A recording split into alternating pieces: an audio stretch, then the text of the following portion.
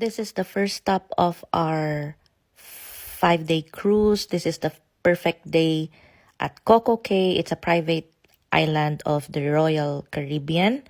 So yun yung ship namin. This is the Independence of the Seas. Maaga kami dito. After breakfast, bumaba na kami. And then, nag-antay kami ng ride. So, ito na yung papunta sa island. So, merong mga sumasayaw dyan. Hindi ko sure kung nakapag-almusal ba sila kasi wala sila masyadong energy. And then, ito yung papunta sa iba't ibang parts ng island. May mga paid parts, meron ding free. Doon lang kami sa free. Because when you go on a cruise, nag-add up yung mga charges at medyo hindi siya ganun kamura. Here is a view of the cruise. So that time, meron kaming nakasabay na isang ship. So there are 2 sets of passengers doon sa island.